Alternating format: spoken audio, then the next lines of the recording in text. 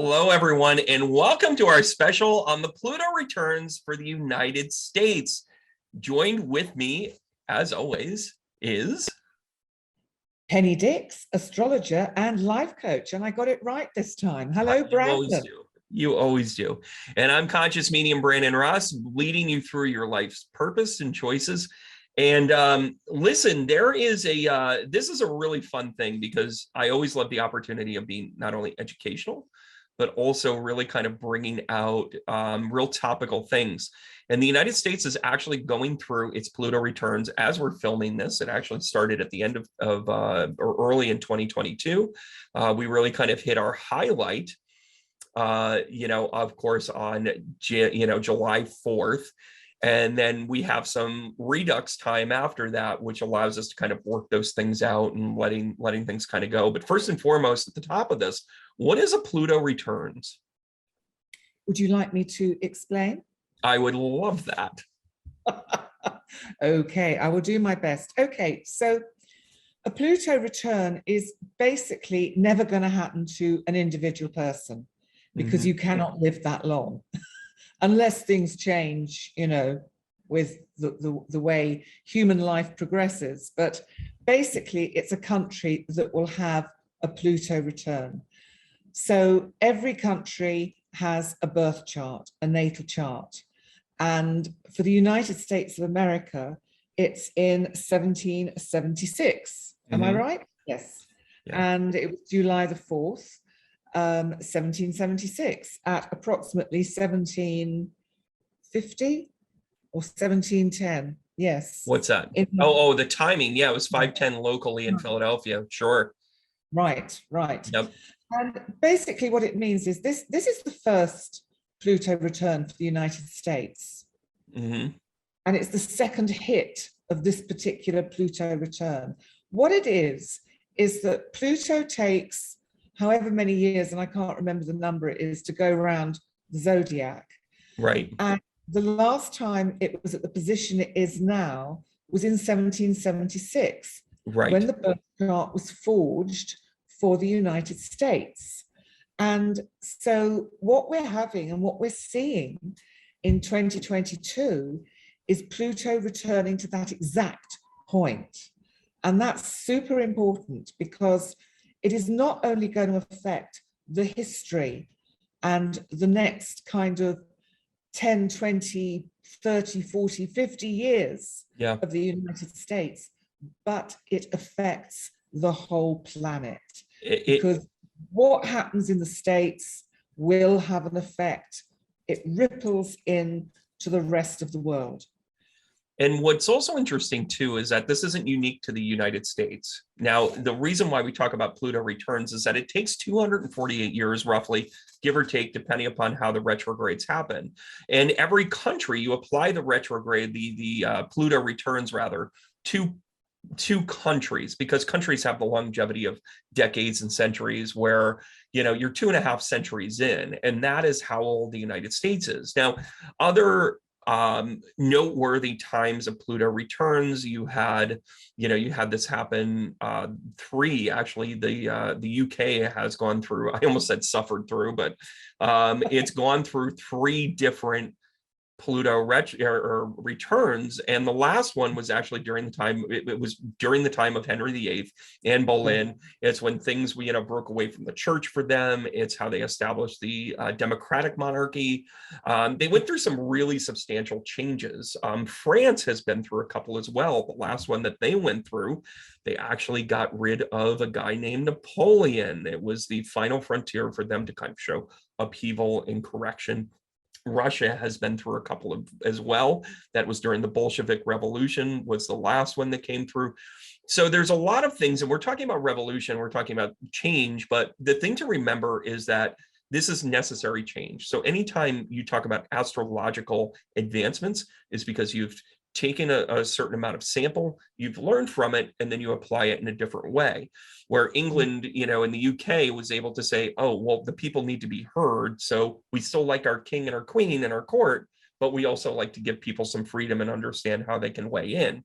It was a way to have a public forum. So they improved very easily. So did France. Some people think that Russia did as well, but it's about the dialogue of this. And our focus here in the United States is, what are the challenges and how are things coming in? How does Pluto play a role into that change? Like, what do you think from an astrological standpoint? Well, basically, Pluto is a planet of transformation.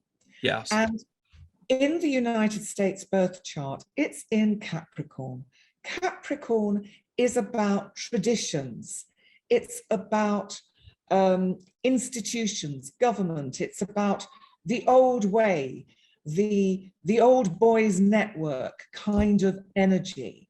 Mhm. So it's really interesting that Pluto, which is this planet of change and transformation, is in Capricorn again now. What we've seen in the world in general over the last 2 to 3 years is extraordinary in the way it's being pushed to change.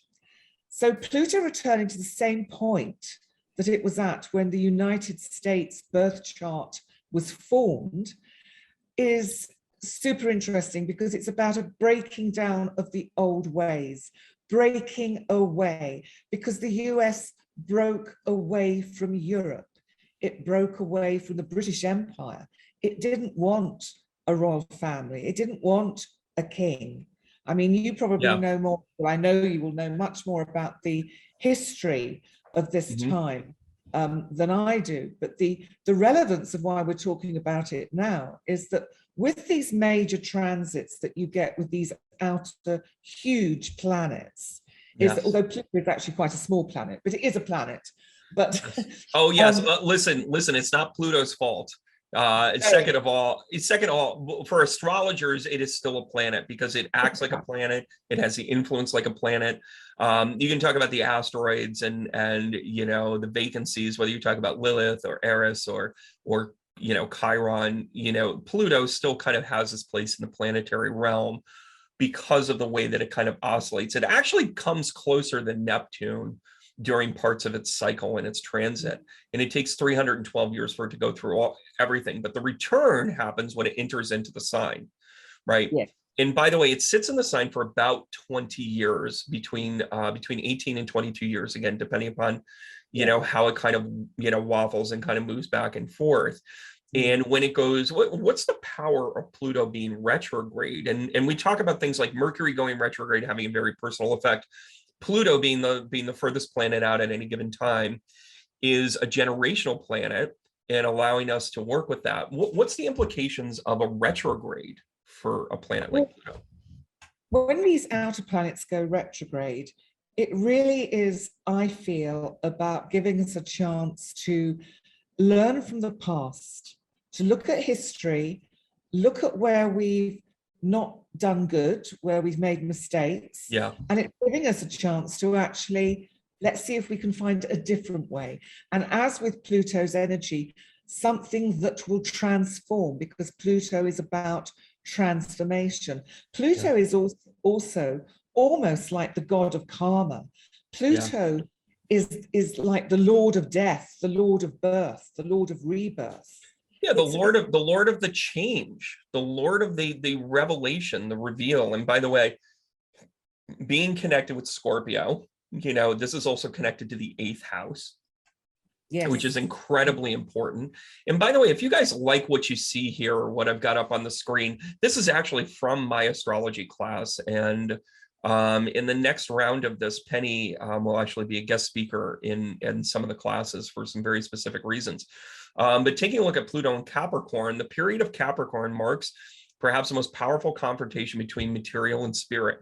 This is a definite disconnect because you have Pluto, that is Scorpio, highly spiritual, the water sign, the mutable, being able to say like, hey, I'm out there and I'm getting it done, right?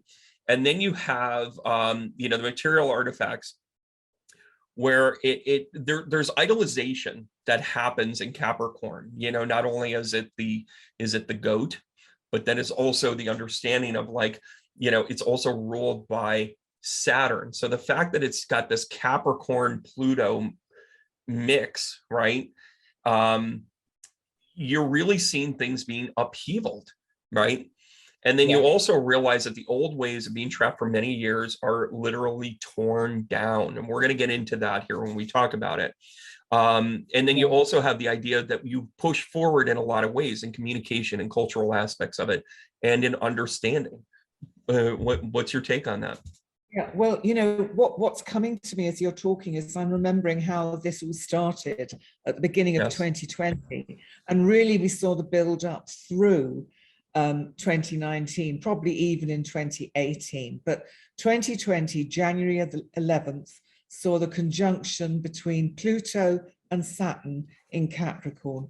That was massive. It was. Saturn contracts, Saturn slows us down. Pluto wants to go whoosh and transform. Yes. This was literally like 2 weeks, 3 weeks before we all went into almost like a worldwide lockdown.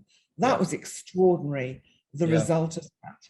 And it was interesting that when Pluto first moved into Capricorn back in 2008, that's when we had a big financial crash. Oh, yeah, we're going to get into that in a little bit here in a second. But you look at those dynamics as to when it moves from sign to sign, and obviously, and even before that, and we'll give argument to it, we had times of incredible expansion from what was it, 2000, 2004 to or like 99 to 2008. And again, I know we had tragedies in there. I know things happen. We had, world events, we had world wars, we had things happen. But in terms of our structure, that's where this really takes its hit.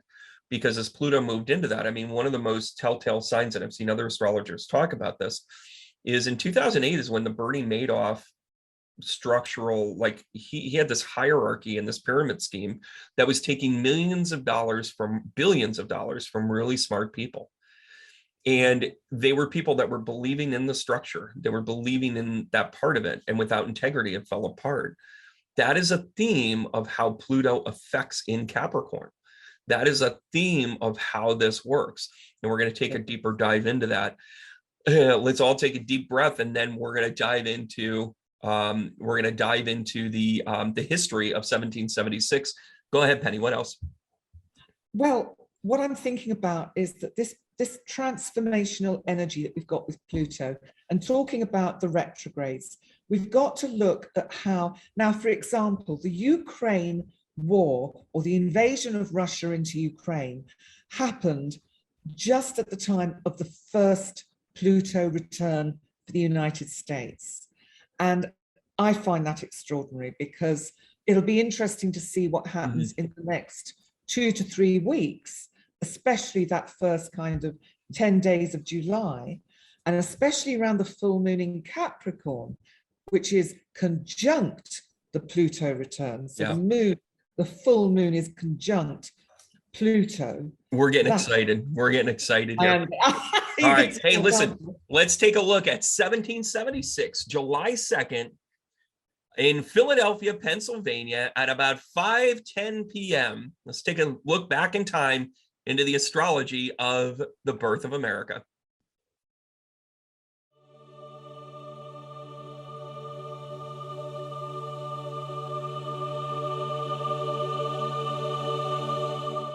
All right, everybody, welcome back. Let's take a look at 1776 in Philadelphia at 5:10 in the afternoon. What a beautiful day as it sits here. And I'm going to actually pull up a blank chart here. I'm going to move us over to here. A little bit of a different thing. Sorry, I don't cut my head off. I'm not cutting your head off. Will you get over that? For crying out loud? I did it once and it was a thing. Sorry. Do you think Anne Boleyn got over it? Do you think Henry VIII finished? Anyways, that's awful. Oh my God. That's terrible. How can this be part of our special? Anyways, we're going to keep going. Her daughter became the almost most important queen of Great Britain, Elizabeth I. Well, and what's also interesting about it, that was during their Pluto return. Exactly. So what a great way to kind of talk about this. So you have the United States found and formed. And by the way, we're taking a look at the chart right now, but a little bit of a history lesson. So we had the Mayflower. We Just had make these. you tell a story. Yeah, it's like, okay. Oh gosh, are you muted? Did I just mute you? Oh, don't mute you. Oh, So in the events that led up to 1776, in 1772, there was actually a Continental Congress in Philadelphia. Philadelphia was kind of the centerpiece of everything that went along. And part of this was because it was an easy port. It was a way to get in and out. It was centralized within the coastline to be the centralized piece of this. Well, born out of this was the idea that we would break away from Great Britain, the empire that was. And part of the reason for that is because how could they dictate this so far away? We knew that they were advanced and spread out when it comes to their resources, their influence, their power, what have you. And what they really needed was a trading port. At the end of the day, this is about world trade, right? So, and the founding fathers, which by all accountability were slave owners, don't kid yourself. It was 100% people that had a vested interest for the business reasons that they wanted to incorporate as a country. They wanted to be able to have their own words and not share the profits. It's just that simple. That's how we were born. Now, the dynamic of the astrology of that day, we have things like the strife. We have things like the Revolutionary War. There are things such as the division between, the French and Indian, as well as the United States and the Hessian groups that worked with them. There's a lot of ins and outs and dynamics to this. I live in upstate New York. This was a Revolutionary War, like literally you can throw a stone around here and there was either a battle or a fortress or George Washington slept here. It's all over the place in my area. To understand, though, that the struggle that they came to the time when they had to actually declare their independence. That is why we call this their birth date. Now, when we take a look at the chart, we can understand that there were obviously some things that led up to it, but when we take the picture as to where things are, this will be the basis of our comparison to the Pluto returns of today. So just a little bit of history lesson into this. George Washington did not want to be the first president. He was actually a great soldier. He was the one that went ahead at Valley Forge and, floated across the Delaware on Christmas Eve in a surprise attack, which turned the garrisons back over to them. That gave them enough supplies to not only get through the winter, but allowed them to actually push the Brits back. Not too far from here is Fort Ticonderoga, as well as Fort William Henry. That was actually a serious loss for the US. It was actually a British win. But what it was the design that they thought that if they took New York, they would take the rest of the country. Well, that didn't happen. Then in turn, when they finally declared their independence as a country, they were so spread out that Cornwall said, that's it, they've got us. So it's the understanding that by their wins actually made them weaker. The Brits, no offense, not the best tacticians when it comes to this stuff. I'm sorry, don't get upset with me on that, okay? But there were great legends and great people that came out of it. There were also scapegoats and people that were kind of false narratives, if you will, right? So in our history and our culture, we reward things like George Washington because he was the first. And then, of course, there's lore around it about how honest he was while he had a plantation full of slaves. Thomas Jefferson is considered the founding father above all founding fathers because of not only how he penned much of this along with John Quincy Adams. One of the key intrinsic flaws to this is that we were literally a half a decision away to actually embrace slavery in our transcript. Instead, it was changed at the last minute by John Quincy Adams to say all men are created equally, in which case Thomas Jefferson said, yes, we can all pick our wheat. So just to let you know, our Pluto return comes at a cost of understanding that we are a country born out of imperfect men with a very, very impressive and, dare I say, near perfect idea. But it has ideology that when you compare it to the stars, you begin to see how flawed it could be. And by the way, understand that nothing is perfect and nothing is bad. So once you come into this, then we start to kind of understand the dialogue. So Penny, walk me through this. Walk me through what we're seeing here. And I want to share some of the things that I'm seeing as well. A couple of the things that really jump out at me is where Neptune sits, where Uranus sits, and of course, where Pluto sits. First and foremost, the star of the show here is Pluto, sitting here in the second house in 1776. And Pluto is in retrograde. Let's start there and talk about the star of the show. What is Pluto's influence right here when it comes to the formation of a country? Well, it's super interesting, actually, because first of all, Pluto's retrograde. So this was about second chances. This was about a chance to really begin again, which of course is what the United States did soon after, at this time. But the second house is about value, about money. And it's Capricorn, which is also quite austere. It's quite cold. It's a cold sign. So the fact that this is where the money is, it's almost like it's quite restricted. It's quite, the way it's going to be dealt out is quite tight because Saturn rules Capricorn. And Saturn in this chart is in Libra, which is also very interesting in the 10th house. All men are created equally. We wanted the outpost. We wanted to be able to say there in the 10th house, all men are our structure. That is so important. That is so important that Saturn is sitting in the 10th house. We wanted the projection of equality in Libra. Oh, right. And the fact that the midheaven is Libra just makes me think of the Statue of Liberty. Sure. Because that's about fairness, justice, it's about freedom, it's all those qualities that, and also, of course, the Statue of Liberty is female. And I think it was about that kind of equality, even though I guess at that time there was no equality between men and women. You'll know more about American history than I do on that one, but I don't think...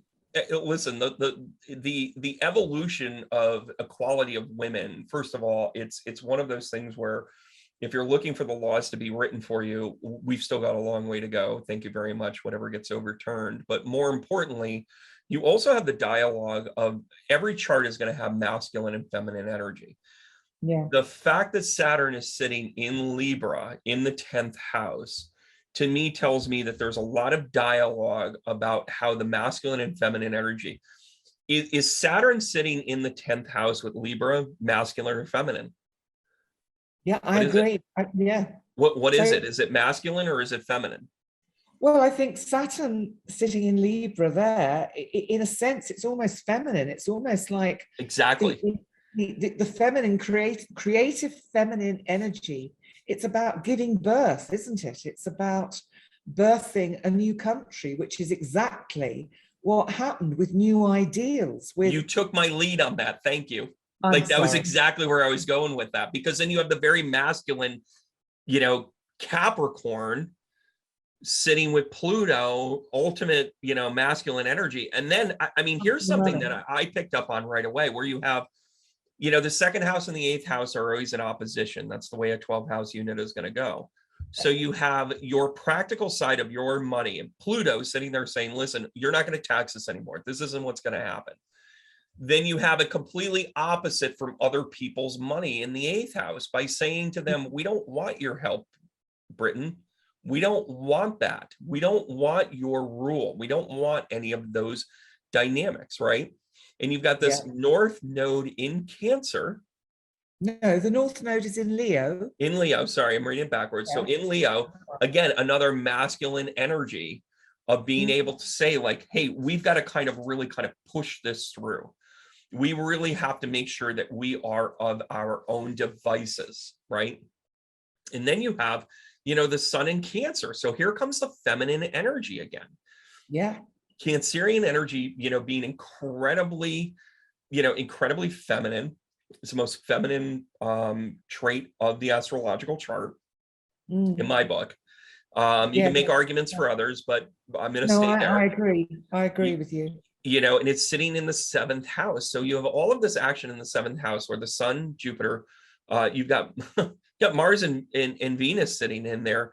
They're not quite conjunct, but I'll tell you what is near conjunct is the Sun and Jupiter. Yes. It's kind of a go big or go home moment where it's about expansion. This is the perfect time to step out on our own as a country. Yes. Right. And it's interesting because in the 3rd house, you've got the moon Yes, in talk about that. Aquarius, and which creates a little bit of distance. It's like, because the moon in Aquarius can be emotionally unavailable, so you've got this feminine energy which is it's almost like, well, you're going to have to woo me, which is Yeah, America say to the rest of the world, look, if you want to deal with us, fine, we'll come and talk to you about it, but we're no pushover. That's what I feel that's about. It's like America is saying, we're not a pushover, because we've got a lot of healing to do, internal healing, hence Chiron in Aries in the 4th house. We need to heal ourselves, heal the wounds that have happened to yeah. us. So that's going to be the Chiron returns here is going to be a real, that I think is the final frontier on that. I really do. I think that is a big piece of that. And we can even do a whole special just on Chiron returns here. Yeah. But I'll tell you though, with the moon in Aquarius, moon in Aquarius typically means a detachment. It typically means like, an independent reality, if you will. The ability to be able to say, hey, I'm going to step off. I don't need you. In personal relationships, it's intimacy without connection, or it's connecting for just that brief amount of time and saying, thank you for coming. That's all we needed. But it's there's positives and negatives with every sign and aspect, right? Well, the positive of an Aquarius moon is that you don't get hung up on necessarily the wounds that you have. What you get hung up on is, am I doing this the right way? Am I doing what's best for me? It's actually a very selfish position, but it's also something where I think it brings enlightenment to those that were saying, you know what, we know what this risk is, and we're going to take it because I believe in us. If there's one thing that our founding fathers did very well in the United States, is that they believed in who we were, sometimes at great peril, but they believed in who they were. This is the same thing, and it's placed in ego sometimes as well. But whether it's to conquer the frontier of the Western, what was beyond the Appalachian Mountains, but it was also, it allowed us to begin great creativity. Now, human nature came in, and not only do we need to build the railroads, but we needed to make sure that, the Fultons got full pay on it. There were pieces of this where there began to be this trade-off. But the setup here, I think, is the really important thing, because that position of the moon in Aquarius is really important to me. I don't think I necessarily looked at it the right way before. But I got to tell you, it's real. Yeah. It's very real. It is. And you mentioned the Neptune is in Virgo, actually. Neptune in Virgo in the 9th. What's your take on that? Conjunct Lilith. Well, again, here comes the feminine energy again. And believe it or not, the masculine, even though the moon represents the feminine, in this Aquarius is very masculine. It's taking on that masculine trait of detachment. And it's the people, it's the collective. Well, Aquarius is more about the sort of the collective community, the larger groups. Well, and right before we get into the Neptune, I want to point out that the moon is also trine to Saturn. Yes. So that balance of the feminine energy, and it creates a great trine. If you follow it from the 3rd to the 10th house, and then back over to, where we have our 7th house, and we've got Mars kind of sitting there. This is like a hell bent, we're going to make this happen. That trine right there, if you follow it from where Saturn is down to the moon and then over to Mars, that is a trine that's hell bent on creating a new structure. And again, the moon in Aquarius is a key piece of this, right? The fact that Mars is sitting there in Cancer, okay, great. This speaks to our sun and our identity, right? And then you have Saturn sitting there in the Libra saying, we're going to be, something that is, we're going to take this on ourselves. So the principles are at hand here.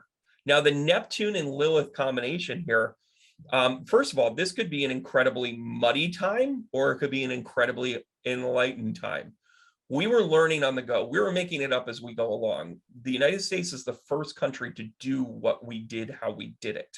That doesn't mean that there weren't revolts along the way, but as a country, we said, listen, we're going to parse up these 13 colonies, and we're going to say, no, we're not. And the dynamic of this, and by the way, we weren't just fighting the Britons. We weren't just fighting the UK here. We were also fighting the Spanish. What That was about the something. French? Were they in there?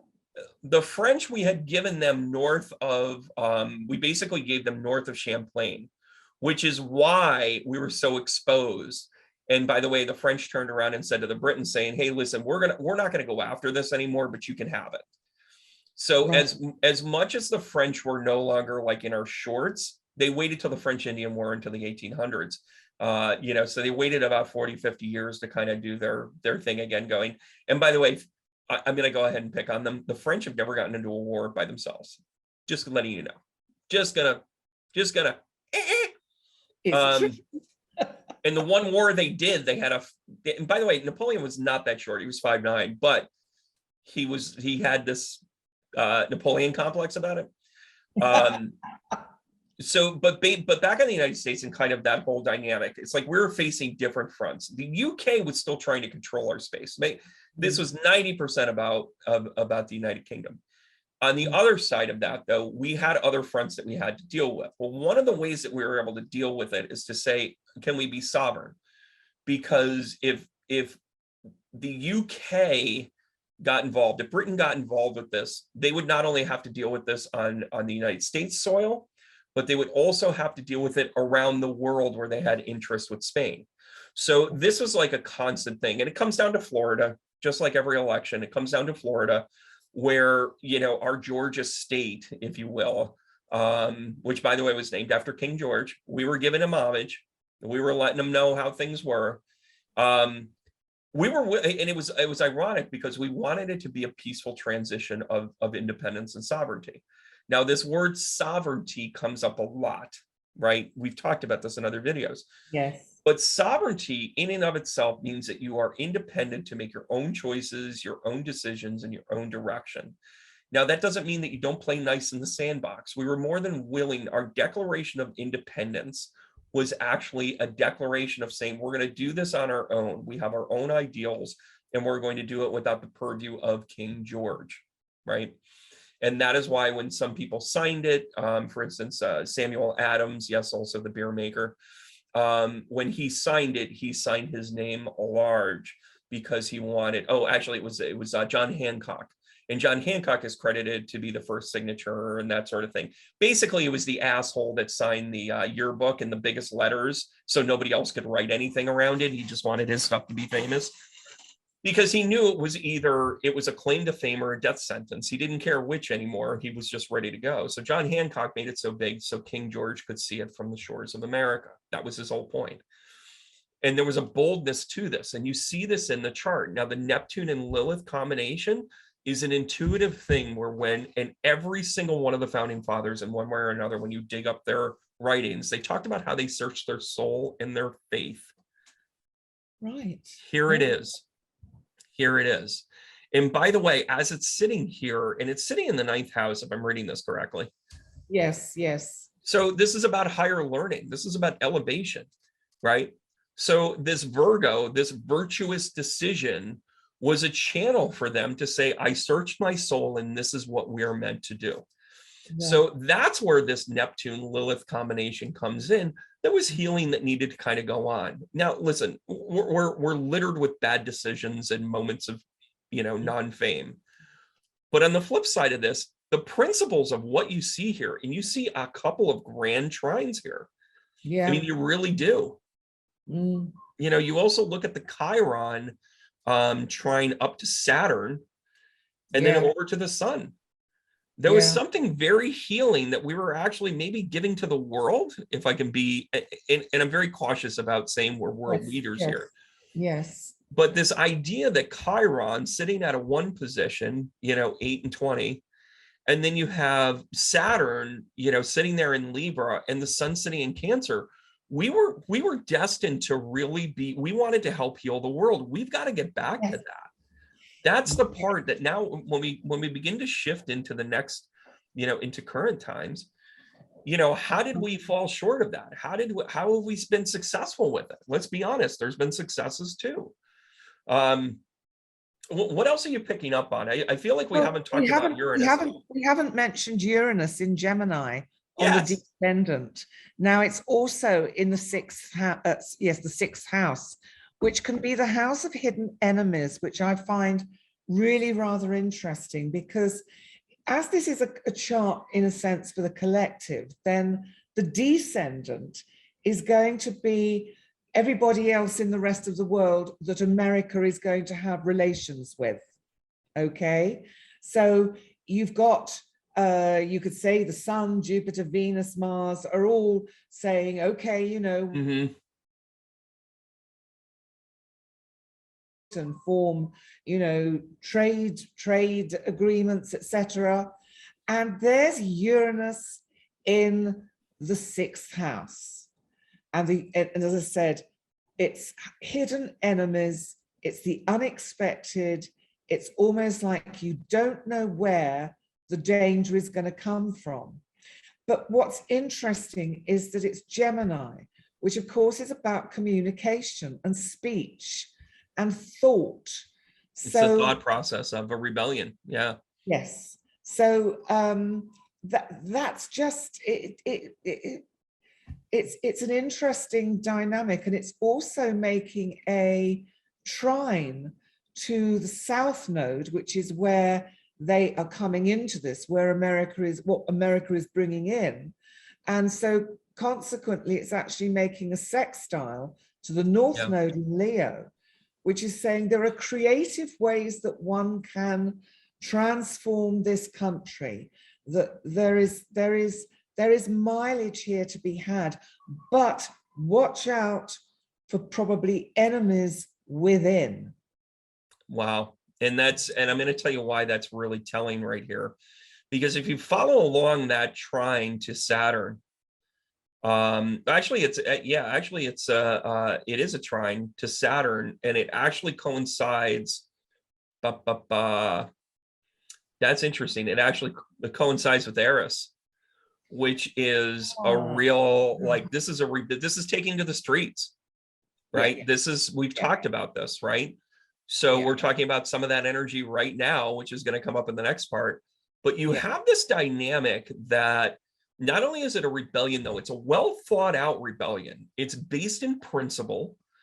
It's based in structure. It's based in reality. That's a key, right? Because even Uranus is sitting in Gemini. Gemini's dreamy. Uranus tends to be dreamy, but when you put them together, it's like, but how is this going to work? How are we going to think this through? Believe it or not, those energies together are incredibly powerful. And of course, Gemini is an air sign, and Uranus rules Aquarius, which is an air sign. So there it is. You've also got the moon in Aquarius. So you have this, but the moon is actually making it, it's saying it's more or less making a bit of a square to Uranus, which is interesting because do you know what I feel this is? It's saying, but don't underestimate or forget the feminine and the feminine energy in all of this. I'm sensing a theme with you. I mean, I think you're right in this, insofar that you're, you know, the courage that kind of comes into this energy is really specific, right? And the courage of these conversations then become, you know, your squares are pretty potent here. You know, you've got a square for Mars and Neptune, which, and we've talked about this, where there's like a negating thing where it's almost like they had to wait for Neptune and Mars to be squared, which negates water vengeance, which negates, you know, which negates things that are like, so from across the sea, you're like, yeah, no, it's not going to happen. Right. So the United States is actually protected during this time from that. And then you've got Uranus that's, you know, that's connected kind of all over the place in a sloppy sort of way, that it's kind of meant to be off the radar a little bit and almost a sidebar. And I appreciate it, because what it's also doing is allowing us to think through the process. And then the structure comes into Libra. And of course, we were born under the sign, this country, the United States of America, was born under the sign and the structure of not only equality, but that of masculine and feminine. And it has its place for both but they're not equal as much as they are complementary. That's Yeah. something we have to, like, even in our own lexicon, talking about equality. Well, what is equality? Nothing's ever equal. How about we start talking in terms of consideration? And yet it's a Libra midheaven, which is talking about equality and balance. But I also want to mention that Mars in Gemini in the 7th, because the 7th house can be open enemies or enemies that we also know of, as well as somebody that is good for relationship. If we're taking this as the rest of the world in this sense, then, but the Mars in Gemini, I would say, is about somebody who is two-faced. Well, and you do know, you brought up the Statue of Liberty, and what is the Statue of Liberty based off of? I The don't statue know. of Juno with the two faces. Okay. Oh, wow. How about that for bringing together all of your mythology of the Mediterranean? Mythology of the Mediterranean, starring Penny Dix. Wow, Yeah. there you go. You can take that on. It's obviously time to tell another story, but I'll save it. I also think that by dynamic, I think that by your own admission here with some of this stuff, that you see the strength of this. You're warning the caution of a lot of feminine energy. You're right. So much of this is born in feminine energy. And, but this Pluto, sitting there in the Capricorn is like masculine on masculine. Yes. It is why we get so gung-ho and we go, America, and we got guns and we got burr, burr, burr, burr, burr. And then we have this judicial system that was based in Saturn going, hey, we're equal, right? And in this case, consideration. And a lot of people I've made this comment before, and I had a great discussion not too long ago with a college professor that teaches basically judicious structure and why the Constitution is important and everything else. And one of the things that I kept bringing up to him, and he finally kind of saw where I was going with this, is that we are very shamanic in how we were built. And having Saturn in Libra means everything to me. Like, now I have an astrological reason why we were trying to be shamanic. We were trying to build a council, again, very shamanic. We were trying to have equality through a process, very shamanic. We were trying to also understand the issues, and from that, we take those ills of the world and then create new laws or new structure around that. Very shamanic. The part where we are not very shamanic is that we're punitive in our judicious system. We are meant to punish. That is why the structure is. And that is why so many people get off scot-free, is because the process was the lesson, not necessarily the jail time, for instance. But now what we have is a society of people that think that they don't need to do jail time because the lesson was I was publicly humiliated, I was in the court of public opinion. All of this nonsensical stuff that doesn't actually lead you to understand what you did wrong or how society benefited from it. Shamanic practice actually brings us to an understanding of equality in terms of balance, right? Not equality as in men and women are equal. And by the way, shamans actually don't look at they honor the woman, they honor the man, they see them as, they give them both equal credit, but equality doesn't exist, not because it's not equal, but because it is given proper consideration into the situation. Big difference, big difference. So now we're kind of in this structural thing, but seeing that it's based in the 10th house, that the world sees us as an equal measure. We treat all men are created equal, right? Isn't that what it says on the Statue of Liberty? Give me your tired, give me your poor. None of that's real now. We've forgotten sort of something quite important here, which is, I'm thinking about Pluto again and its opposition in this chart to Mercury in Cancer. Keep going. The 8th house. Now, Pluto is also making me think about, in Capricorn. Capricorn is cold. Capricorn is Puritan. And I'm thinking about the kind of Puritan kind of movements that developed in the United States with the sort of the religious movements, the division of the religious, it was like I don't know, because I'm not an expert, but the Catholic faith, which must have come quite strongly into Yeah, way America. after though. It wasn't really until Italians and Irish started coming here to the United Really? States. There was a lot of So at this point in 1776, was it more kind of austere, puritanical kind of approach to religion? Anglican and Puritan, yeah. Like Right, it was, part of this was also a breakaway from the church, quite frankly, because yeah, they saw it as that. Why do you think they had to explore their faith? And in my soul, we needed to go in this direction, right, signed Thomas Jefferson, yeah. right? So that kind of speaks to that ninth house Neptune action along with Yeah. Lilith, right? And also the Sagittarius ascendant, because of course, Sagittarius is also about that kind of spiritual aspect. And, Jupiter rules Sagittarius. So Jupiter is about sort of, actually getting in connection with that kind of spiritual sense and learning and understanding. But Sagittarius is also, it can be the sign where you find lawyers and legal people under the sign of Sagittarius. Sure. And to be a lawyer in 1776, you needed to just announce that you were a lawyer.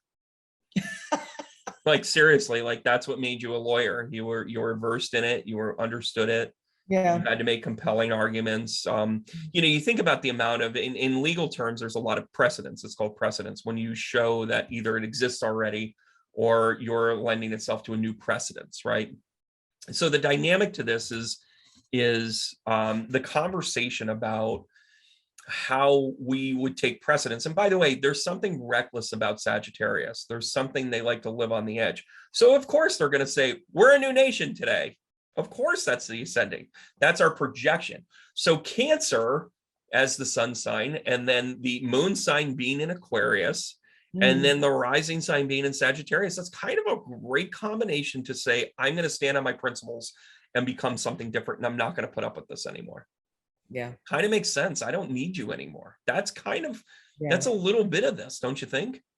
Yeah, and also, this kind of, if we look at the elements of Sagittarius fire, unmutable, there was some flexibility in the way that America wanted to develop. It wasn't kind of set in stone, although that makes me think of Mount Rushmore, where literally you've got all those faces set in stone.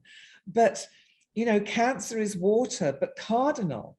And of course, the moon is Aquarius, which is air and fixed.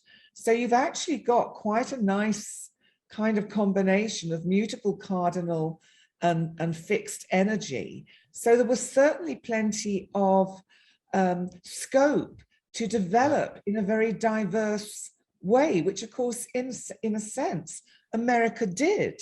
It's malleable. What they were doing, and again, that's why they talk about the frameworks of the Constitution and the frameworks of even the Declaration of Independence had loopholes in it. And it wasn't meant to be so you escaped justice. It was so that then we could see the things we can't see yet.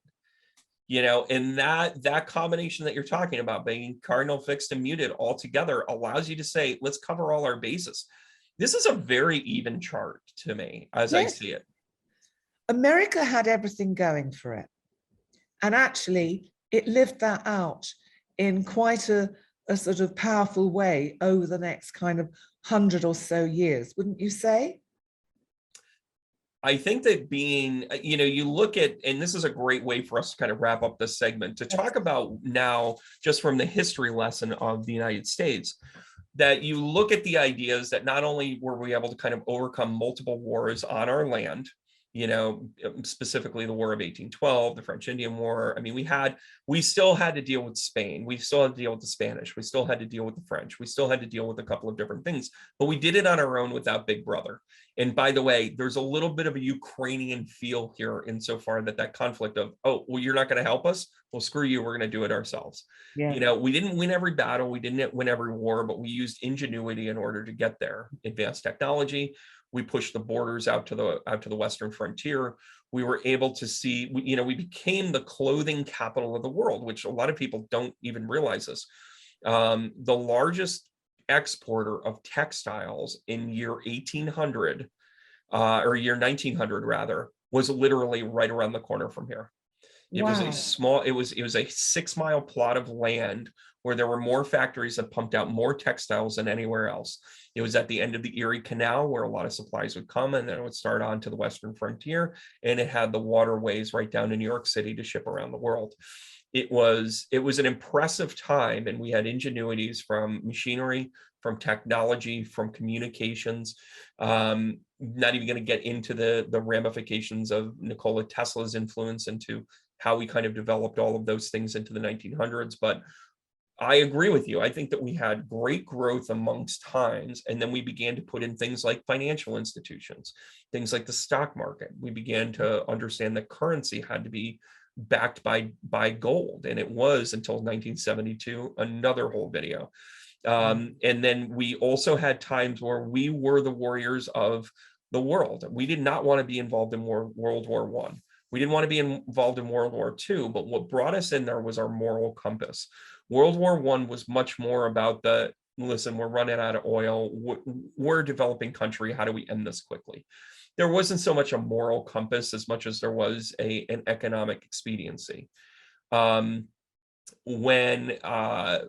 Pearl Harbor happened, that's when we said, okay, listen, we'll put up with your war, but now you've brought your war onto our territory, onto our world. And by the way, Hawaii was not even a state yet, so it was a territory. And there's whole stories behind that, but regardless, we're brought into it by saying, listen, we have to be charged to do this on the sovereign, as a sovereign country. You've tried to take our land, you've tried to take our people. Whether what history tells us and what actually happened are two different stories, a video for another time. But for us to begin to understand that the United States always pushes forward and sees itself as a front runner, not only whether it be the race for space, whether it be the understanding of our technology developments, our economic developments. But at the end of the day, our political system is actually one that was always meant to be revered until recently. And I think that is part of where this Pluto Returns gets really interesting. What do you say, Penny? Oh, yes. Oh, yes. Because so stay tuned for the next segment as we talk about how Pluto returns here in 2022 and the effects that we have.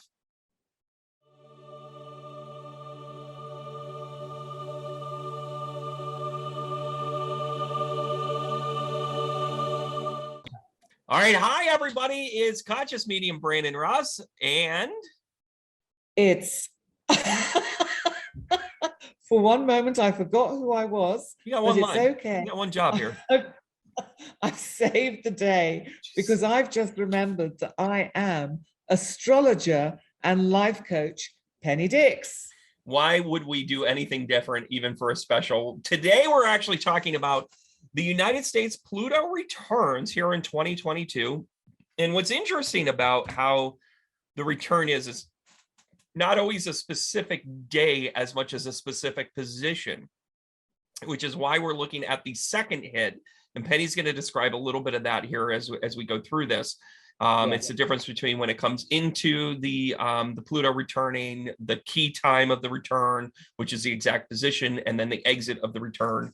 And if you missed any other parts of the videos, maybe you're curious about what Pluto return actually is, or if you want to take a look at 1776 as a country was born, you can take a look at that as well, or maybe you're just seeing the long form here in our video here today. But Penny, so this is an exciting time because what we're actually taking a look at is we're going to compare the other chart that we had looked at for this start in 1776, and then, the part here as to when Pluto is exact again to the exact time in the placements of the planets and the houses.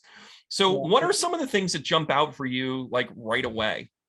Super interesting. Well, first of all, that we have a Scorpio ascendant for this. So first of all, just to say we're choosing the date 11th of July or July 11th, 2022, 1550 Eastern Daylight Time in Philadelphia. And this is the Pluto returns second hit. This is when Pluto returns to the same position it was at on July the 4th when the US birth chart was formed.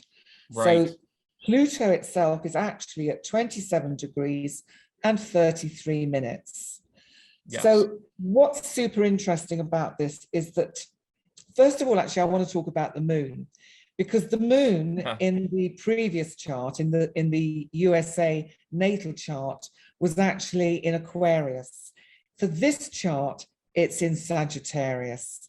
But not only that, it's just gone over the ascendant of the original United States birth chart. Yes. I find that really interesting. This is about the people collectively getting together and saying, we want change. That's my gut feeling. The ascendant for this chart is Scorpio. That is, this is Pluto rules Scorpio. And as you said a little bit earlier, this is 8th house stuff. This is transformation. This is death, rebirth. This is big change. America, I can predict this now, is going to go through enormous changes in the next 2 to 3 years. And we're going to see the start of that this year, 2022. Something is going to be occurring around now, around July 4th to 13th, which will show us the direction that change is going to become. But with the nodes conjunct the ascendant and the descendant, this is where they've come to from now. So where America has come from, and yet this is where it's going to. This is so super interesting. This is like, don't go backwards, because the ascendant, holy Jesus, wow, is where we're going to. It's the south node. It's where we've come from. This is what you've reaped. This is like, don't go back. It's not about going backwards. So don't go back into deception. Don't go back into being ruled by other people. Don't go back into, and again, don't forget that we established a lot of this right up front when we talked about how, the breakaway from Britain was really, we don't need other people's money. We're going to be practical in and of ourselves. So here's this dance again, where, the rising sign, and look at Uranus. Yes, it's like in Taurus. But Uranus is sitting here with the North Node. Like, we have to remember our rebellion here. We have to remember what makes us great. And our South Node is sitting here in, with the ascendant in Scorpio. This is about uncovering a lot of stuff. We got to clean up a lot. Yeah, this is the sludge from the bottom of that murky pond coming to the surface. And I think something significant is going to happen between the 1st of July and, well, actually just between the 1st of July and about the 15th, 16th. I think something significant is going to be exposed that is going to be quite shocking potentially, because you've got that Uranus on the descendant of this chart. And let's not forget that the full moon on the 13th is in Capricorn, conjunct Pluto, that's retrograde and at its return point. So, and opposite the sun in the 8th house in Cancer. And obviously the sun is in Cancer because that was where it was when the birth chart was formed. But this is 8th house, this is Pluto stuff. You've got Scorpio, you've got Pluto, you've got 8th house, you've got 8th house stuff. You've got all that energy, which is just, this is massive. This is massive. It's about, I think what we're going to really kind of expose, and again, I'm getting a little political here, but I think we're going to be exposed how much we're owned by other foreign countries. I think we're also going to realize how much of this we're, maybe it's a great big default and saying, you know what, we're not going to pay this back. You guys took it under false pretense. This is where we're at. But when you look at how active the South Node is in that position, where it is trying to Neptune, it is trying to sun, like the sun, like our actions here are in the 8th house to the ascending house.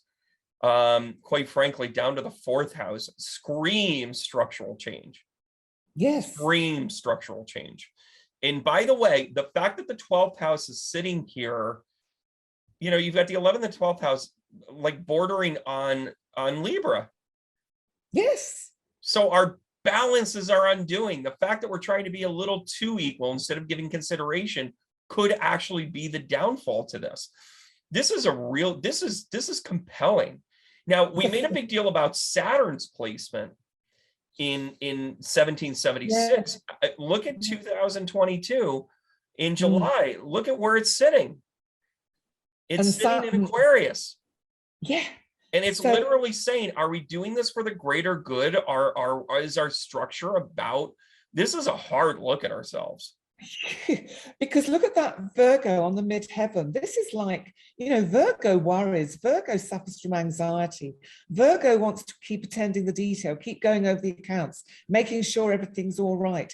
This is a country that is worried. This is a country that is concerned about how it's appearing on the world stage. Yeah. That's very much what's going on. And Saturn retrograde, I think, is going like, whoa, whoa, whoa, slow down. Take it easy. Just get a little bit of distance on this. Yeah. Don't speak before you've thought it through. Hold back. Just take it easy, because that Uranus in Taurus sitting on the descendant is talking about how the economy worldwide is being affected not only by what's happening in the rest of the world, but what's happening in the United States, and that they have got to address that part of the way they're doing things. It has to be addressed because it's unstable. You can't hide it anymore. No. Like, you can't hide it. You know, and I say this from, I'm going to go here a little bit. I mean, some of the sextile action here is like very kind of clear that there's this kind of like subtle, gentle energy, right? Of being able to say, and there's a boatload of squares here. Like you have this canopy going on here. Look at Uranus sitting in the 6th house. Yeah. I mean, well, this is hidden enemies. This is where the 6th house is keeping your friends close and your enemies closer. They're all going to turn. By the way, I can't not talk about the state of affairs right now. This is people turning on Trump. This is people turning on their own whatever. Then you've got Mars sitting there that is near conjunct, that is just going to power this. It's just going to power this. And it's right next to the North Node, near conjunct, that, by the way, went retrograde to back up into Uranus. I've been wanting to say that for a long time. Just say it. That's fine. Just say it. I said Uranus. You told me about that. One of the first things you ever said, you said it's Uranus. But when you take a look at this on the right-hand side of this, you've got this action here in the 6th house, and where and into the relationships piece of this, the North Node in Taurus is what makes sense to us. Why are we even bothering with certain relationships, right? Then you have this Taurinian energy of the rebellious planet. The planet of rebellion is sitting there with, what do you find practical? You know what's sexy? Knowing who you are and what you value. That's what that's saying right there. Who the hell are we, America? Yeah. I also think something is going to be taken out of the hands of everyone, because that Uranus sitting there opposite that South Node, there's something here which tells me there could be literally weather or earth movements, earth events like volcanic eruptions, earthquakes, that really shake the shit out of everything. Yeah. Totally unexpected. If I was reading this on a personal level, I would talk about how there's a lot of karmic value, and that there's a lot of things, a lot of deeds undone, because Jupiter is also sitting in the 2nd house, retrograde, by the way. And, and it's Jupiter actually is in the 5th house. It's in the 5th house. Why am I looking? Oh, geez. I'm sorry. Is Eros. It's actually Cupido. It's Cupid. Well, isn't that interesting, though? Okay, fair enough. Then I'll absolutely take this. So, oh my gosh. So what's sitting? So the moon's sitting in the 2nd house too. Yeah, in Sag. And then you've got Cupido in Capricorn retrograde. It's a little tiny asteroid. So you've got these aspects of like, what do we value? What do we love? By the way, remember all of that moon action when we talked about the eclipses, and we talked about what do you value? How do you see it? We have the Scorpio moon, like it's in plain sight now. Jupiter, again, thank you for the correction on that, sitting in the 5th house. I mean, we've got all of this Aries action. We've got it's an actionable in the actionable planet, in the actionable house here. With the sign of Aries, you've got Jupiter, you've got Chiron, you've got Fortune. And the way that you've got to look at this is we're going to be prone to action. Yes. We're going to be prone to changing things. Yeah. Does that make sense? Yes. And there's also something here about children turning on parents, people taking sides. There's something about, and the healing that is required, that it can't be allowed to get out of that kind of control, because it comes back to where the moon is in Sagittarius about value and what you're saying. This is so much about what we value. And that Scorpio ascendant is saying, they have got to face. No, you're part of this too. Yeah, have got to face the reality. The truth has to be exposed. And Neptune down there, retrograde, because Neptune is now retrograde, is in the 4th house. It's like, look to what's going on at home. Where is the truth? What is the deception? What needs to be uncovered? What isn't being seen clearly? You know, that's trining the sun in Cancer in the 8th house. That's like saying, this has to be exposed, because for the healing of Jupiter conjunct Chiron in the 5th, the awful sludge at the bottom of this kind of pond has got to be exposed. You do realize that when Donald Trump ran for election, he said he was going to drain the swamp to get rid of all the swamp creatures. Yeah, but the problem is, I'm just not sure. He's not one of them. Exactly. You see, has he jumped on that bandwagon? Yeah. Because it pulls in all the people that are into the conspiracies. It pulls in a vast amount of people that go, yeah, fake news, because it's so difficult to really truly assess what is true and what is not true. And I think that there's a reality here that with the Scorpio rising, he doesn't have a choice. Like, things are going to get uncovered. I mean, listen, so much of it has been on the sleeve already. We've shown it on the sleeve. But as a country, we have to take a look at this. I don't think this is a Donald Trump issue. I've never thought that Trump was. I don't know that he's smart enough to be the co-conspirator of his own demise. I just think he'll get squeezed out. That Leo, he's a player. The player in the story. He's going to leave the country. Oh, I'm sure. I mean, why would you stick around? I mean, the only way you don't get indicted, Roman Polanski, is if you leave. I mean, that's what he's going to do. And he's going to take safe haven. We talked about it before. He's going to go to Qatar or Saudi Arabia or Dubai. I mean, he's got properties around the world. If he goes to Russia, he's probably not going to fare well. But, you know, the dynamic here, though, back on the country part of it, this is a reckoning. This is a day of reckoning. And it's also, and again, this is just one snapshot, but these energies are going to mold and stay consistent long enough where you no longer have the aspect or the dynamic where we're taking a look at our principles. We're taking a look at, you know, in the 2nd house, boy, I mean, you're square to Mars, to the moon. I mean, that is going to talk about how you're going to go. And then we're sextile to the sun. So you've got this kind of like gentle energy, like, you know how to do it. You got to remember how to do it. Yeah.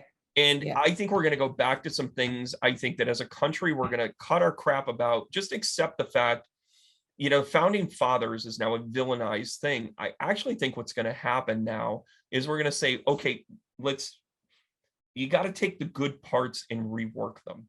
You've got to take the parts that are not 100%. This is going to come down to the wire of what leadership looks like. And it's going to be personal accountability. And listen, nobody is unscathed. Everybody has something. I've read thousands of people, and I'm here to tell you that nobody has a clean slate. Everybody's got that one thing, that one afternoon where you decided to do something different, or you decided to do something that was, not necessarily your best foot forward. We all have that. We have to start, and it goes back to some of the things that we talked about. We were trying to set a country based on an equality measure. You know, you look at where Saturn is right here.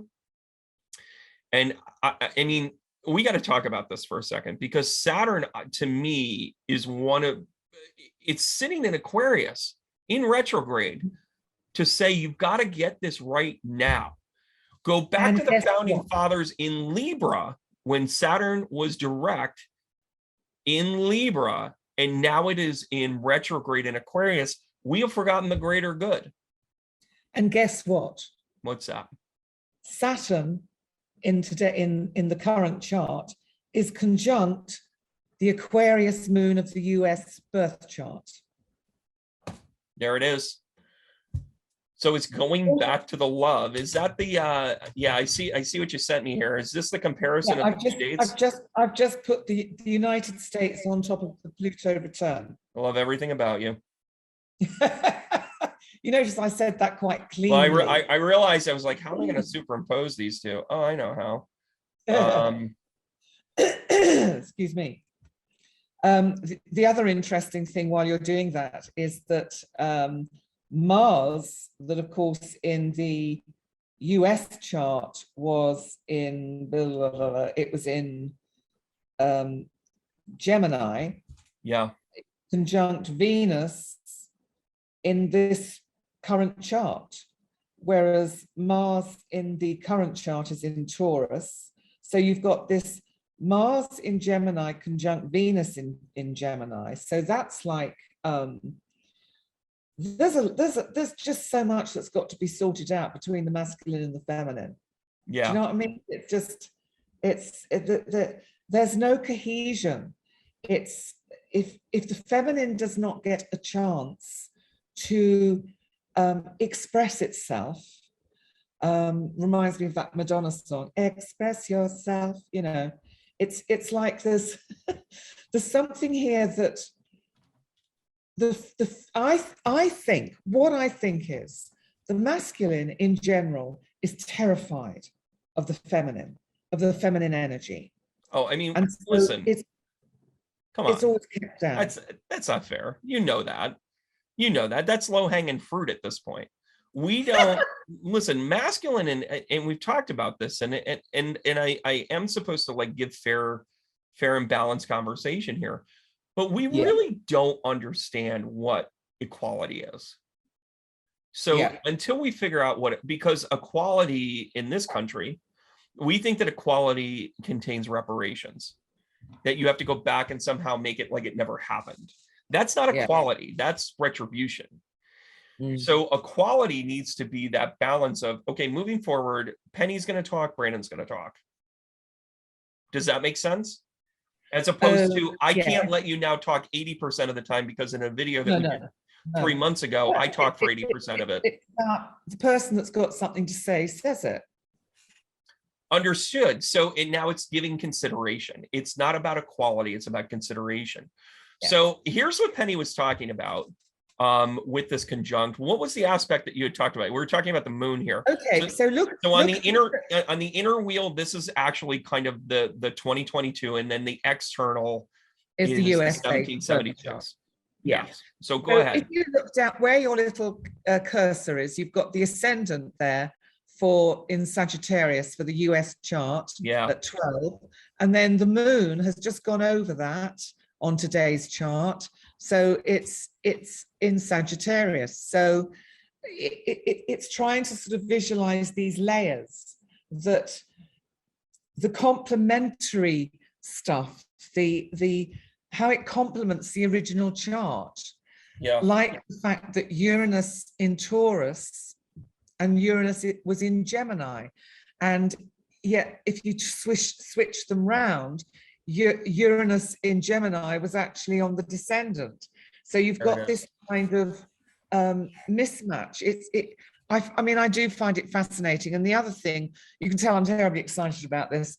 Yeah, no. I keep going because I think that there's a lot to this.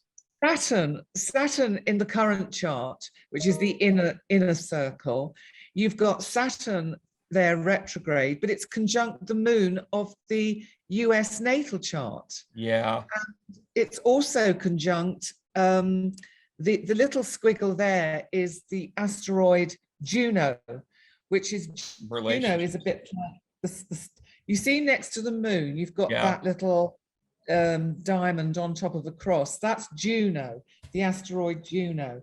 And Juno is really more about the kind of Statue of Liberty type of energy of justice, of that feminine, the double faces, as you were talking about, but not two-faced in a negative. Yeah, but it's, you know, wow, because you've taking a look at this chart is actually quite an education, to be honest with you, because you when you know the history and you've seen the, you know, the evolution and you see all of these things, so you begin to see like where we might have faltered and how the stars are actually, and how the planets and astrology is starting to tell us, hello, you need to start paying attention to this again. Because on the inner wheel, you know, which is what we're currently kind of facing right now, the couple of aspects here at the lower part of this in the third house, where we have you know, Saturn connected to the moon, just that aspect alone tells me we're being reminded that we've got to kind of go back to this nurturing piece of it. Like, are we in this for the greater good? We talked a good game. Now we have to search our heart, our soul. What is our emotional value to this? You know, we were given the gift of being able to be detached at this. Now it's at the core of who we are in our structure. Are we actually about the greater good here? Can we make a decision without emotion? Can we build a structure without our own biases? Yeah. Wow. And it's in the third house, which is about thought, communication, the kind of the community, you know, locality, that kind of people coming together. People need to actually, because at the moment there seems to be such division, not just in the United States, but throughout the world. People have lost, it feels to me that in general, people have lost respect for each other, let alone authority. It's in the chart. Yeah. We have this insane disrespect for one another. And it's interesting because, you know, when you show the ascending, where the ascending, the charts are just off just a little bit. And the core part of this, the thing that if I was just going to give an overview as I started, you know, a conversation at a university or something, I would say at the core base of who we are and where our lessons reside are in the feminine presence of Cancer. It is where our sun originates from. It is where the energy of, I mean, you know, our birth chart has our Jupiter and Sun conjunct. Now it has our Lilith and Sun conjunct, right? Yeah. Now we have some sincere application about who are we? Are we about deception? Are we about putting down equality? Yeah. That to me is huge. That to me is so dynamic. And the idea that the moon is in opposition essentially to the sun. We have moved away from our emotional value of what we are. We now have this dynamic where we don't necessarily have our wits about us.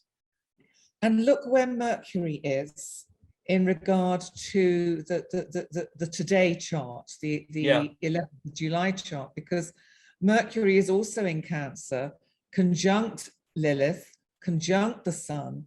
This is like also the emotion, the passion that has to be released. And it's all in the 8th house. Yes. It's screaming reveal. It's screaming restructure. It's screaming the idea of personal identity over other people. Yeah. Yeah. Does that make sense? It makes total sense. It makes total sense. And what's interesting about this too is take a look at the opposition of Neptune. You know, on the, in the inner wheel, Neptune sat in the fourth house. This is about, this Yeah. is highly intuitive placement. Ah, yes, they're opposite. Yes, you're And now where is absolutely it right. sitting? My God. It's, yes, in the American chart, it was completely opposite. So you've Right. got And the take a birth look at chart, that it was from in Neptune's. Virgo. Yeah, Our dreams are balanced. We're a little too, we're sitting here in Virgo, right? Neptune in Virgo, which yells about like the practicality of like crushing dreams. This is the American dream, isn't the way it was built. We started yes, out as the American dream, very intuitive, very applicable. yeah, Then it moves to this very practical placement in Virgo, which pulls yeah, apart the layers of what you actually think is a dream. yeah. And Holy moly. absolutely. And the other interesting thing is because it's the fourth, 10th house, that's also about mother, father. It's about ancestry. So thinking about your founding fathers, but it's like that the mother also has to have a role. And where is the mother? I'm going to go a step further. Think of the Native Americans Go who on. just kept pushing all the way off the coast. I mean, Right. listen, this land is your land. This land is my land. Mm-hmm. And what's interesting too, we work so hard on this Pluto returns so that then we realize that it's in conjunct with one another. It's sitting on top of one another. We've got an exact conjunct here. You see that it still has this opposition, and it's a wide opposition to the sun, right? Yeah. So doesn't that also speak to like how we communicate with us? How's our dialogue? Because Mercury is right there, not too far from the sun in either one of the charts. It sits there right in Cancer, and it's not retrograde. Yeah. That's the other part of this too. As much as we've got a couple of retrogrades here, Mercury is pretty clean here. Yes. Right. So this is measure twice, cut once, say it like you mean it. Yeah. Right. Then you've got Lilith when you're in the birth in this Leo, and Lilith and Leo really talks about being able to stand within your truth and be true to yourself and help the people that you're meant to, but not overextend yourself. There's kind of like learning boundaries. Lilith is kind of about where's your boundary supposed to be learned, right? Yeah. Well, where is Lilith sitting in the common? It's right next to the sun. Yeah. Our limitations here in Cancer are like, how do we take care of our own, and what do we define as our own?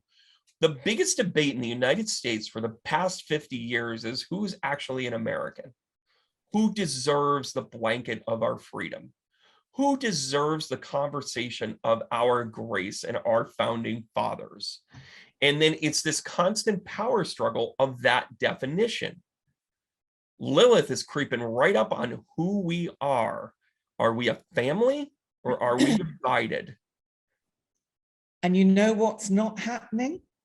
What's that? Among other things, nobody is going within and looking at themselves, because look at that 12th house, totally empty. Mm-hmm. So it's like nobody is taking the time to take the responsibility and say, maybe I have to change. I have to change my values, my attitudes. Maybe I haven't been respectful to my fellow man. Maybe that needs to change. Well, isn't that what the age of Aquarius is? That we're actually moving away from the age of Pisces, which is a very codependent. It's where we are interlinked and we look for the government to do things and our partners to be this for us. And you complete me, you had me at hello, all those other things. And then on the flip side of this, the age of Aquarius is about personal accountability. It's about recognizing the flaws and the challenges that you've had as a person and allowing you to recognize that you have to change. Yeah. This is a giant mirror. This is, and by the way, if you enjoy the fire and brimstone, if you enjoy the whole thing of like the economic solutions and those types of changes, I mean, as we look at things like the economic houses, as we take a look at the thing, This is really about a foundational thing that we didn't do it right, or we've allowed it to not do it right. This is a checkbox for us that if we've done it right, this is a piece of cake. You know, if you've ever been through an audit or a desk audit or something, and somebody sits down and says, okay, show me your pens. And you go, okay, here's my pens. Okay, show me your TPS reports. Here's my TPS reports. Okay, audit over. Everybody goes through it, right? Right now, we're going through those check boxes of, did we stand up? Saturn was in Libra. Are we doing ourselves justice here, right? Yes. On. Pluto is in Capricorn. We were trying to right the wrongs of another empire. Are we doing that? That's our checkbox here. Yes. Now, this is astounding. What's that, Penny? Sorry, it's exactly what has to happen again, isn't it? Are we doing this right? And I think what also happens, here, and I think this is a great spot for us to really kind of look at this in a snapshot. You also see that there is something of a Chiron returns in this. Yes. You know, that we're passing through Chiron, still in the 5th house. And the 5th house is about creativity. Yeah. It's about the family that we create. It's about the solar plexus. It's about the things that drive us. What's that? Children. Yeah, it's about who we are. What are we building for our foundation? Inherit. You know, the children are going to inherit what America forges now. It's not for us, it's for our children, isn't it? Maybe the kids are in charge. Maybe this isn't about what our founding fathers are. Maybe this is about turning it over to the idea that, hey, we've come up with some good ideas. Why don't you guys take it from here? By the way, any great idea has 3 components, right? You have the person that thinks it up, the person that makes it practical, and the person that executes. By the way, see also cardinal, fixed, and mutable, right? It's a repeated theme throughout energy. Well, here we look at Chiron returning, that maybe we look at our founding fathers that have progressed in a way that gave us an idea. Wasn't perfect. We still got to be human. Now as Chiron returns, and by the way, Chiron is when you do your self-healing. I think the Chiron returns is actually just as important as the Pluto returns, to be honest. Yes, I agree. Very much so. And it's in Aries, so it's ardent. It's going to happen. It is going to take what it has to become what it needs to. Yes. Wow, that's a really profound. I've looked at this chart 20 times, Penny. I didn't see that until now. I know that this is what's so magical, isn't it, about astrology? The more you look into it, and the way we do it, because we're in dialogue together about it, it's almost as if we can draw it out of each other, and it just makes it so much richer, doesn't it? I think what's beautiful about this, and it is beautiful, is that I can't emphasize this enough, that this is an opportunity. It is not fire and brimstone. There's a lot of fire and brimstone crap out there about Pluto returns. Is there financial retribution? Probably. We have to correct some things. Are there education comeuppance? Absolutely. Are there political? Clearly. Are there social structure and judicial anxieties that are sitting here that needs to be fixed? 100%. The chart shows the energy of the opportunity of us being able to make those changes. And Penny, I love your unique perspective of the pure astrology and being able to really kind of look at the understanding of kind of just what some of these things mean.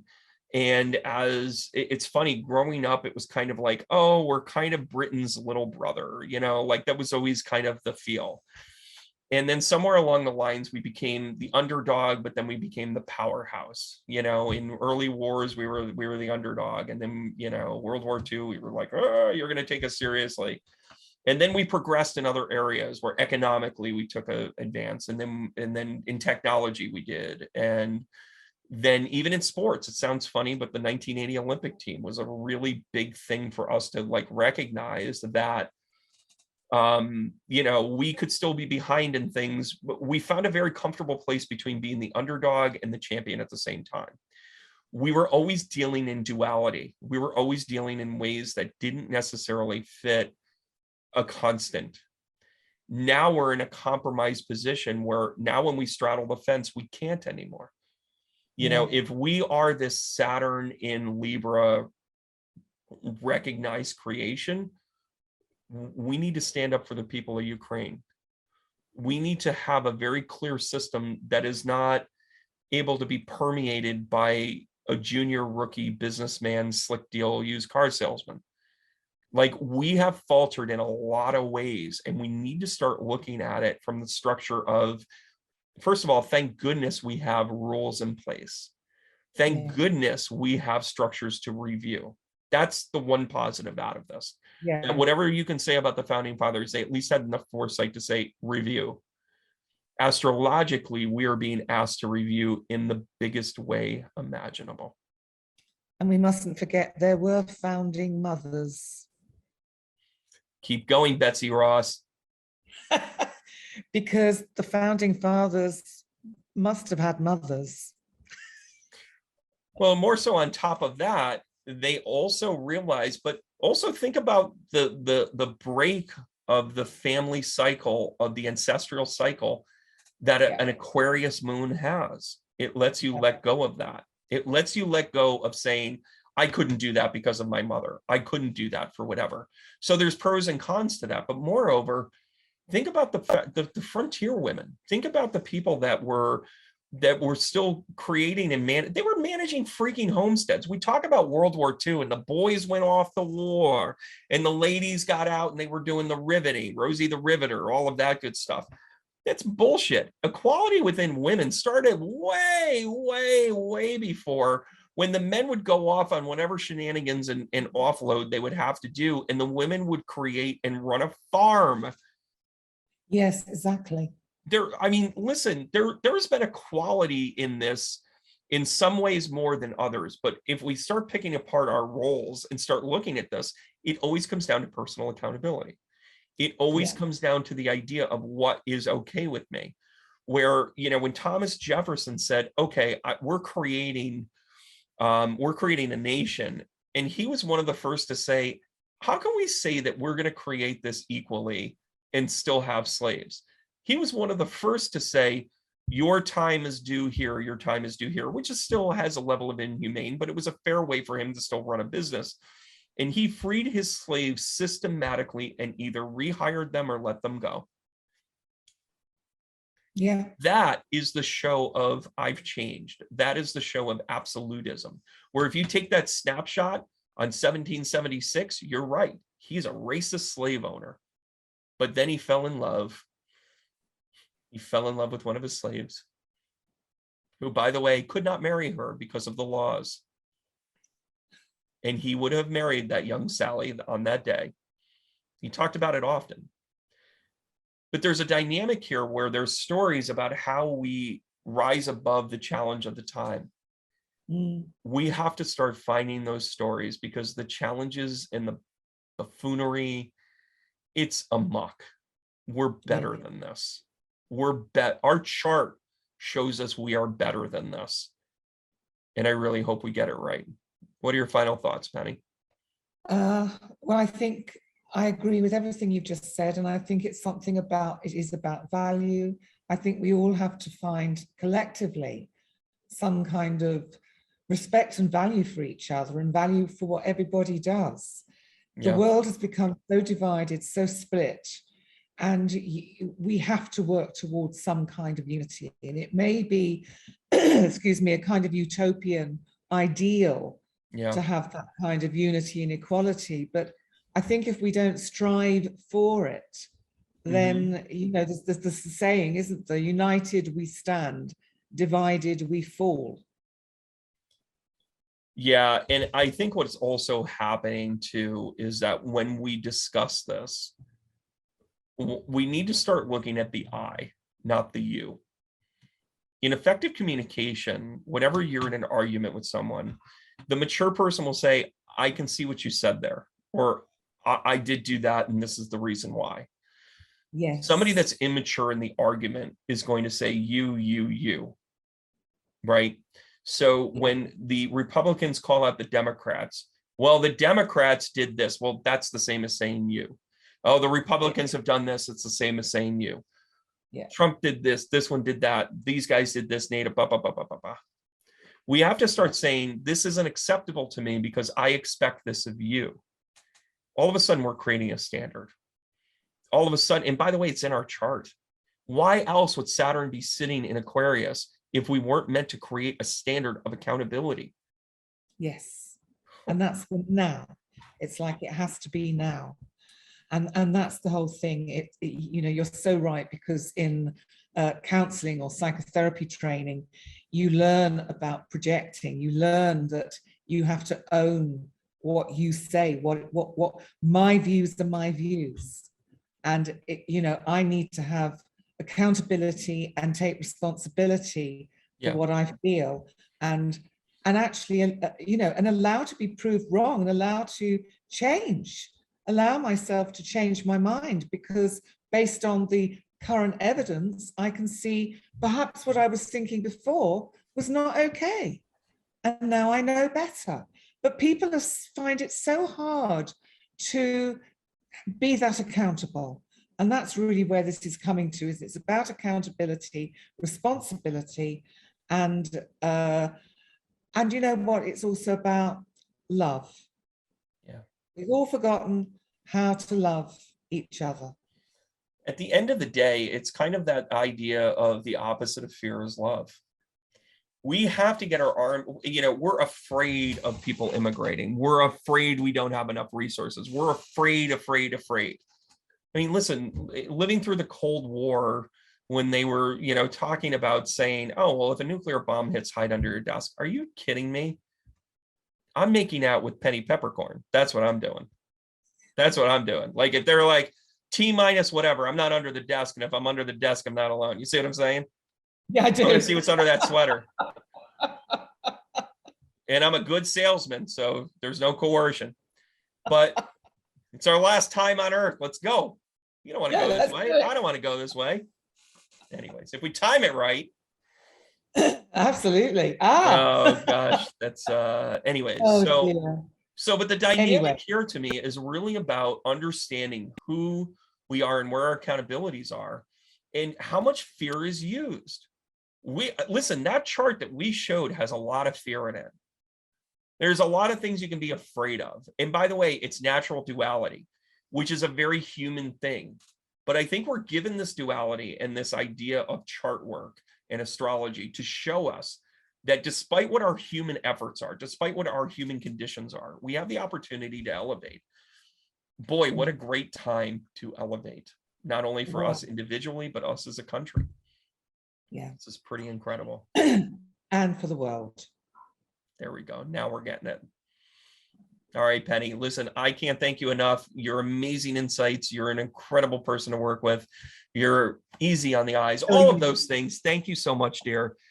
Love you to pieces. We're going to give each other the heart tap and tell each other we care and love for one another, that no matter what happens in the world, our own standard will be love. There we go. All right, guys, we're going to see you soon. Thanks again. Like and subscribe.